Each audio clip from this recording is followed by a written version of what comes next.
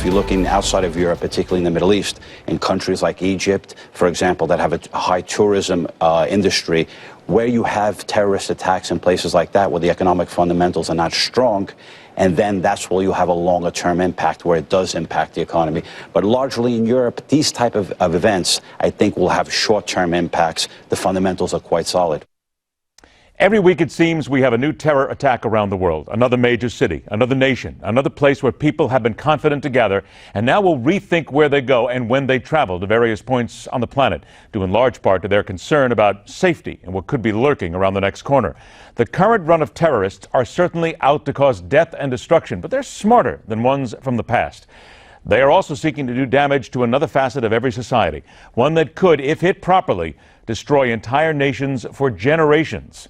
Our guest understands such matters as a noted financial expert and founder of the research consulting firm Veracruz TJM, working with brokers, dealers, hedge funds, and wealth funds. Welcome, Steve Cortes, right here to the studio in the Hardline. Steve, thanks so much for joining us. Thanks, Ed. Thanks for having me. We talk about the economy is the big thing here, because let's be very honest. When terrorism strikes, it does terrible damage to human life, but it also stops economies. What has been your experience watching as to the real effect that it has short-term and long-term on local and also global economies? Right. No, and Ed, I think you're exactly right, by the way. The terrorists are not just striking at our way of life. They're also striking at capitalism itself. And if you go all the way back to 9/11, bin Laden actually talked a good bit about that. It wasn't just a religious war. It was also an ideological economic war against the United States. That's why he chose to attack the Twin Towers, right, rather than, for instance, a church, which he could have attacked. So it is very much an attack on capitalism itself. I do believe that's part of the ideology that is driving ISIS and its ilk.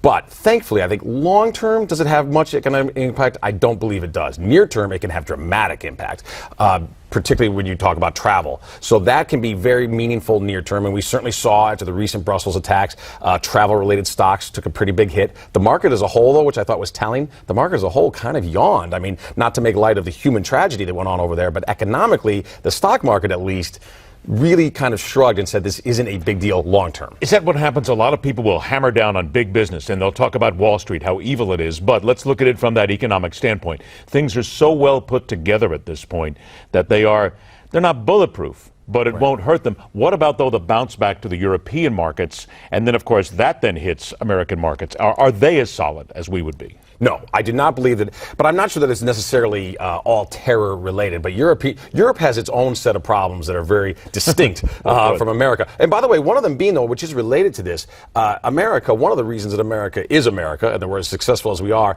is that we have a continual flood of immigrants who largely assimilate into the United States and become an economic boon here. And particularly, I'm talking legal immigration. In Europe, that is not the case. Even its legal immigration largely lives as almost a separate country within a country, and one, by the way, that is very antagonistic toward the prevailing societies there. That is not good for economics. It's not good for culture. It's not good for a host of reasons. But Europe has an immigration problem, whereas the United States, for the most part, I know we have some immigration problems, but for the most part, has an immigration tailwind that drives us to higher highs in economics. Let's work off the immigration here, because Donald Trump recently said, and he has said it many times, that he wants to close the borders to the United States until we're sure exactly what's here and what's happening. Close the borders. Tourism is the first thing that comes to mind to me and many other people. It is a $1.4 trillion industry here in America, maybe more.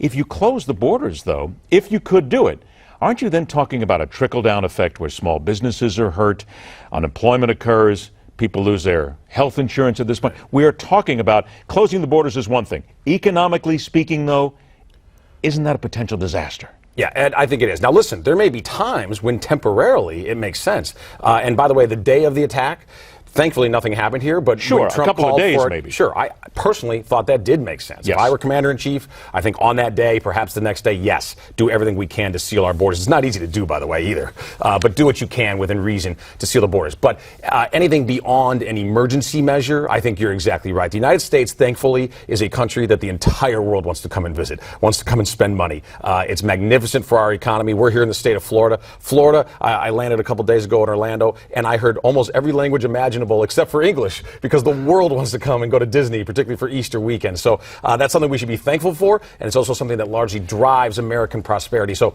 in terms of closing the border for anything other than a short emergency, no, it's not feasible, and it's not good economics. Do you have a guess, then? I mean, what are we talking about? If you close the borders a day, I get it. Couple of days, we get it. A month?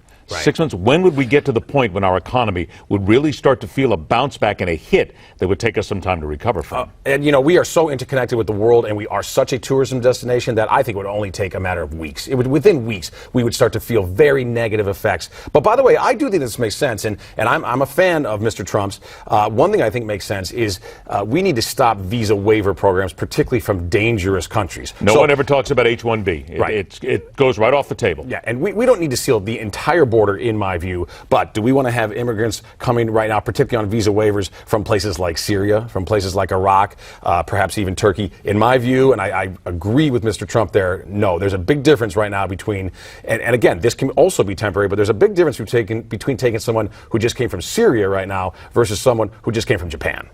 I got about 30 seconds left. The president told a group in Argentina, capitalism, communism. Just choose from what works. Yeah. What's your initial reaction to that?